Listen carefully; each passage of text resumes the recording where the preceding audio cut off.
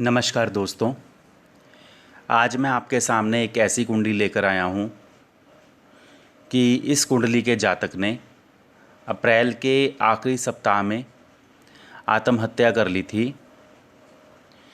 तो ये जो विषय है आत्महत्या का, ये इसलिए मैं आपके समक्ष लेकर आया हूँ कि यदि हम ज्योतिषी अगर किसी के चार्ट में ऐसे भावों को देखते हैं जो कि बहुत ही नकारात्मक हों, तो ऐसे में हमें काउंसलिंग उपाय इससे संबंधित जो है जातक को या उसके परिवार को बताना चाहिए, या फिर जो उसकी स्थिति है जो चार्ट में हमें दिख रही है कि जैसे लगन के विरोधी भाव एक्टिव हैं और उसकी जो स्थिति है वो भी अच्छी नहीं है, धन का बहुत ज़्यादा नुकसान हो रहा है या अन्य प्रकार से जो नुकसान हो रहे हैं, यदि वो हमें दिख रहे हैं और साथ ही जो नेगेटिव भाव हैं वो एक्टिव हैं, तो ऐसे में जातक जो है गलत कदम उठा सकता है।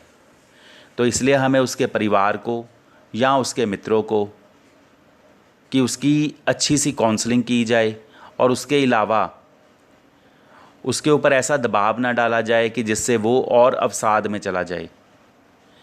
तो ये एक उदाहरण है जहाँ पर आप देख सकते हैं कि ये वृश्चिक लगन की कुंडली है। तो सबसे पहले तो मैं आपको ये बता दूं कि आत्महत्या का जो नियम है, यदि लगन का उपनक्षत्र स्वामी, क्योंकि लगन से हमारा शरीर, लगन का उपनक्षत्र स्वामी या अष्टम भाव का उपनक्षत्र स्वामी लगन के अनुसार मारक बाधक भावों का कारेश हो, साथ ही मंगल भी जुड़े, तो ऐसे में लगन जो है कमज़ोर होता है और पहला, तीसरा, आठवां और 12वां भाव जो होते हैं ये एक तरह से आत्महत्या के लिए कारक भाव होते हैं। वो इसलिए क्योंकि यदि हम देखें, जो पहला भाव है ये लगन शरीर है और तीसरा भाव जो है ये हमारे हाथ, हमारा अपना पराक्रम। तो आत्महत्या जो है वो अपने हाथों द्वारा, अपने पराक्रम द्वारा ही हो सकती है। अष्टम भाव जो है अवसाद, दुर्घटना, घातक।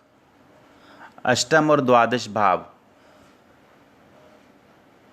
दुर्घटना को दर्शाते हैं, 1, 8, 12 दुर्घटना को दर्शाते हैं। तो इस प्रकार से पहला, तीसरा, 8वां, 12वां भाव, उसके अलावा दूसरा भाव मारक, 7वां भाव मारक, और क्योंकि ये स्थिर लगन की कुंडली है तो 9वां भाव जो है बाधक। ये भाव एक्टिव हों, 1, 3, 8, 12 भाव एक्टिव हों, तो जो महादशा, अंतर्दशा आदि चल रही हैं, यदि उसमें ऐसे भाव एक्टिव हैं और जातक की बहुत ही दयनीय स्थिति है, तो ऐसे में हमें पूरा ध्यान रखना होगा। तो आइए ज़रा इस चार्ट को हम सबसे पहले देखते हैं।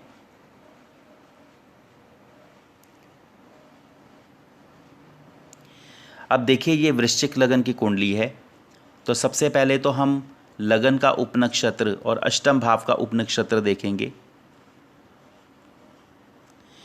लगन का उपनक्षत्र जो है राहु है और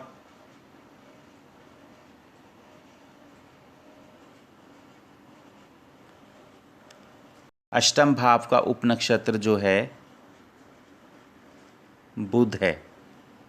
तो यहाँ पर आप देख सकते हैं कि लगन का उपनक्षत्र राहु है, अष्टम भाव का उपनक्षत्र जो है वो है बुध है। तो राहु और बुध की स्थिति को यदि हम देखें कि वो किन भावों को दर्शा रहे हैं,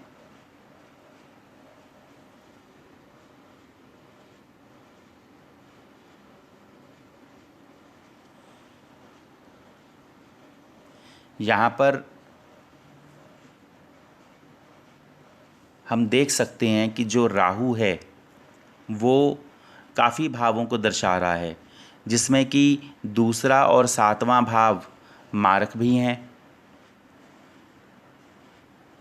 9वां भाव बाधक भी है और राहु जो है वो बुध के नक्षत्र में है, बुध के उपनक्षत्र में है, जो तीसरे और आठवें भाव को दर्शा रहा है। तो ये भी हमें देखना होगा कि क्या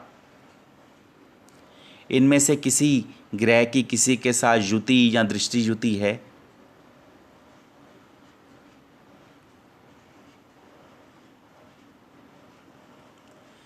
तो यहाँ पर हम देख सकते हैं कि राहु का नक्षत्र स्वामी बुध जो है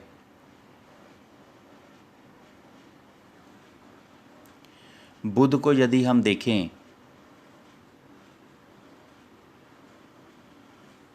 तो बुध यहाँ पर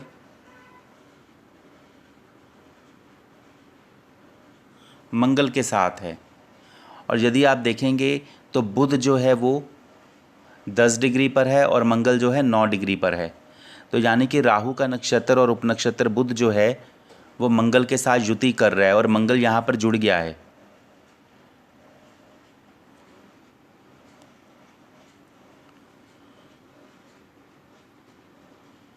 अब बुध को यदि हम देखते हैं, राहु का नक्षत्र उपनक्षत्र बुध जो है उसकी मंगल के साथ युति है। तो मंगल को यदि हम देखते हैं, मंगल जो है वो 1, 3, 5, 6 भावों को दर्शा रहा है। अब यहाँ पर यदि देखें तो मंगल 1, 3, 6 और यहाँ पर बुध जो है 3, 8 और यहाँ पर हमें राहु 12वां भाव, तो 1, 3, 8, 12 का भी यहाँ पर संबंध बन रहा है। अब इसके बाद यदि हम बुध को देखें तो बुध की स्थिति जो है, बुध 3, 8 मंगल के साथ उसकी हमने युति देखी राहु के नक्षत्र में, जो कि दूसरे, 7वें और बाधक भाव नवम को दर्शा रहा है। इसके साथ ही उपनक्षत्र जो शनि है चौथे और दशम भाव को, चौथा भाव अंत और दशम भाव जो होता है ग्रेवयार्ड, यानी कि दुनिया से कूच। तो यहाँ पर लगन का उपनक्षत्र और अष्टम भाव का उपनक्षत्र दोनों ही अच्छी स्थिति में नहीं है। अब जैसा कि अप्रैल के महीने अप्रैल 2023 आखिरी सप्ताह में देखें तो राहु की महादशा, गुरु की अंतर्दशा,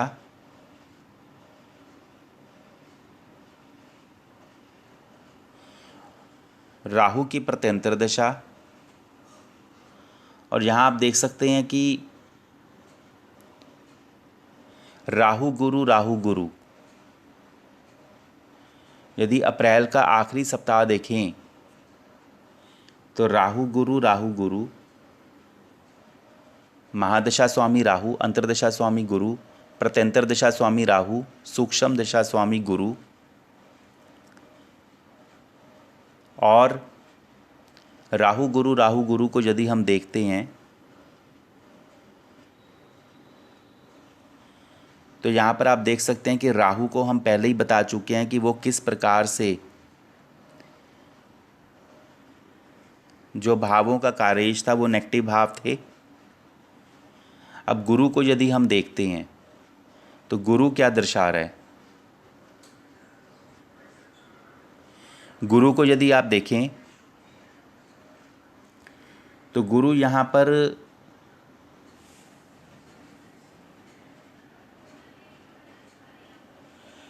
पर अंतर्दशा स्वामी और सूक्ष्म दशा स्वामी जो गुरु है, गुरु यहाँ पर यदि आप देखें तो दशम भाव, बाधक भाव नवम, और यहाँ पर शनि 4 और 10 भाव दिखा रहा है, तो ये भी नेगेटिव है। इसके साथ साथ गुरु की हम अन्य स्थिति भी देख सकते हैं कि क्या वो कहीं और से ज़्यादा नेगेटिव हो रहा है। तो गुरु के साथ यदि हम देखें तो यहाँ पर शनि है, गुरु 16 डिग्री पर है और शनि 15 डिग्री पर है, इनकी युति हो रही है। तो यहाँ पर गुरु और शनि की युति, तो शनि किन भावों को दर्शा रहा है यदि हम देखें, शनि 4-10, चंद्र के नक्षत्र में नवम भाव जो है वो बाधक है, और शनि आगे अपने ही उपनक्षत्र में 4-10, तो ये भाव भी नेगेटिव हैं पूरी तरह से। तो यानी कि महादशा, अंतर्दशा, प्रत्यंतर दशा, सूक्ष्म दशा, ये सभी नेगेटिव हैं। और यहाँ पर यदि हम अन्य स्थिति और देखें कि जिस प्रकार से राहु गुरु की दशा में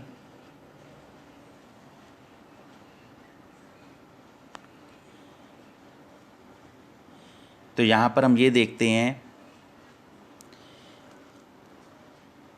कि जिस प्रकार से 1, 3, 8, 12 भाव क्या राहु गुरु के कारेश हो रहे हैं। तो यहाँ पर ये देखिए, पहला भाव ऊपर, तो पहला भाव सूर्य मंगल, तीसरे भाव को यदि हम देखते हैं तो तीसरे भाव राहु, और आठवें भाव को यदि हम देखते हैं, आठवां भाव राहु, और 12वें भाव को यदि हम देखते हैं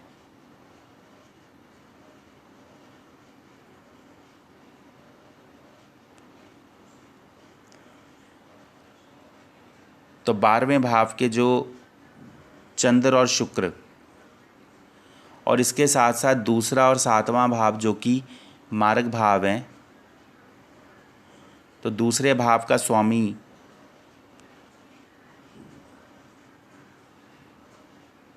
गुरु, 7वें भाव को यदि हम देखते हैं, 7वें भाव के चंद्र शुक्र हैं, और बाधक भाव को यदि हम देखते हैं तो बाधक भाव नवम भाव, उसका कारेश गुरु। तो यहाँ पर हम कह सकते हैं कि महादशा स्वामी, अंतर्दशा स्वामी, प्रत्यंतर दशा स्वामी और सूक्ष्म दशा स्वामी जो हैं राहु गुरु, ये 1, 3, 8, 12 भावों के और मारक बाधक भावों के कारेश हैं।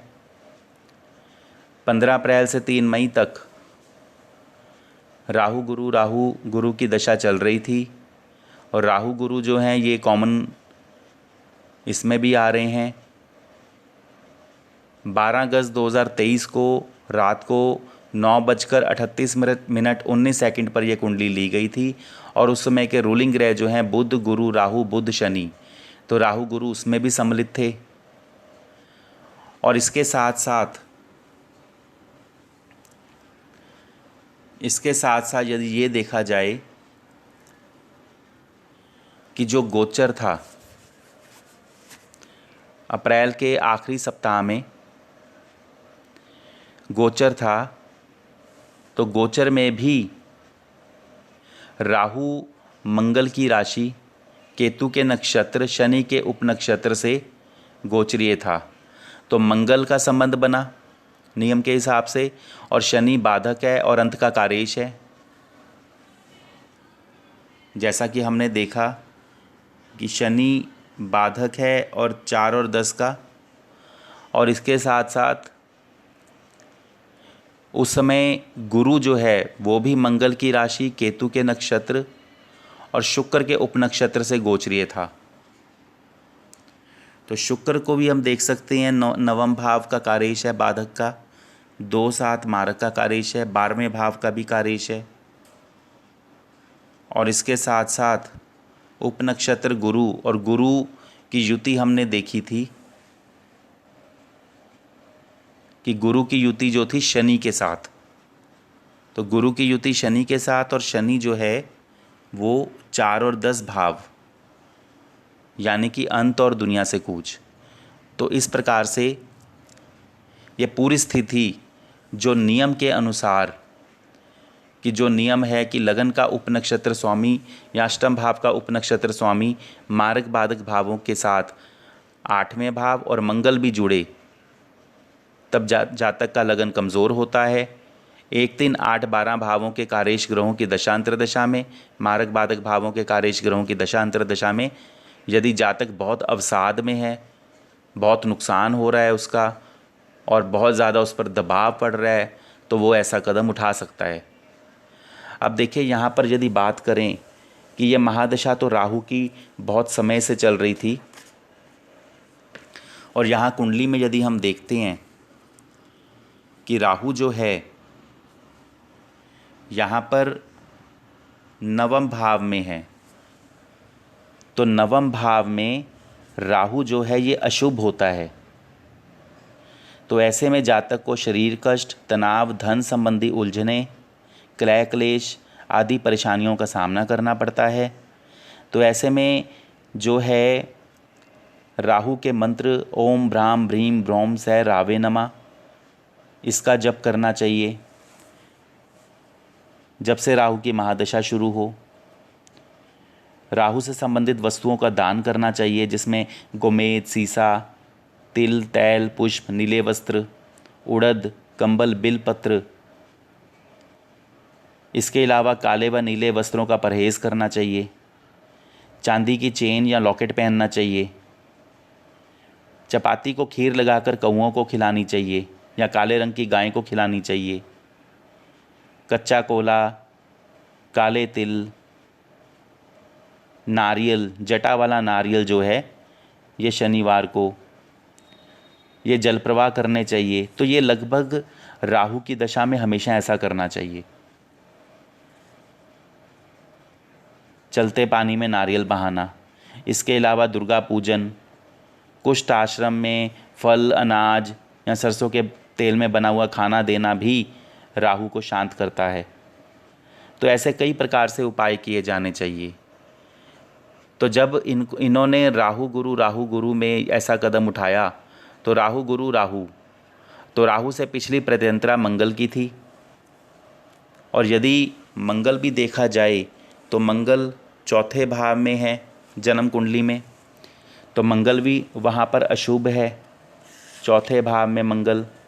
तो उसके भी क्योंकि मंगल यहाँ पर अशुभ है तो ये भी कई प्रकार से घात दे सकता है, धोखे दे सकता है। तो मंगल के उपाय, मंगल स्तोत्र, हनुमान जी की उपासना, भगवान शिव की उपासना, मांस मछली आदि से परहेज,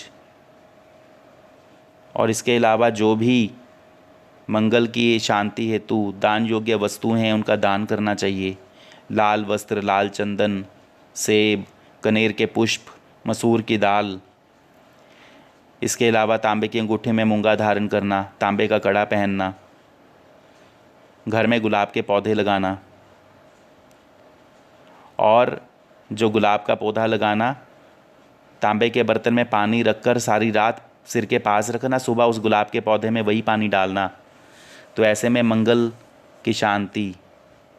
इसके अलावा मंगल के व्रत। इसके अलावा नारियल को लाल तिलक लगाकर लाल कपड़े में लपेटकर मंगलवार को चलते पानी में बहाना चाहिए। लाल गाय या लाल वर्ण के कुत्ते को भोजन खिलाना चाहिए। मंगलवार के व्रत रखने चाहिए। मंगला गौरी का व्रत रखना चाहिए 7 मंगलवार।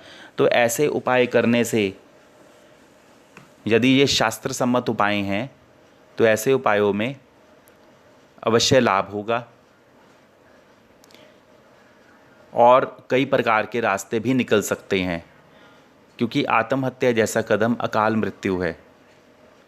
तो इसलिए हमेशा यदि ऐसी स्थिति हो, परिवार को लगे ऐसी स्थिति है, स्वयं जातक को लगे ऐसी स्थिति है, तो हमेशा अपनी कुंडली का अवश्य दिखाना चाहिए और जो उपाय बन सके करने चाहिए। तो आशा करता हूँ कि ये उदाहरण और जो उपाय हैं इससे संबंधित आप सभी को जानकारी मिली होगी। धन्यवाद।